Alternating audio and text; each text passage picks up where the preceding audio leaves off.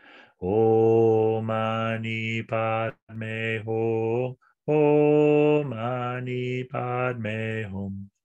Om Mani Padme Hum. Om Mani Padme Hum. Om Mani Padme Hum. Om Mani Padme Hum. Om Mani Padme Hum. Om Mani Padme Hum. Om Mani Padme Hum. Om Mani Padme Hum. Om Mani Padme Hum. Om Mani Padme Hum. Om Mani Padme Hum. Om Mani Padme Hum. Om Mani Padme Hum. Om Mani Padme Hum. Om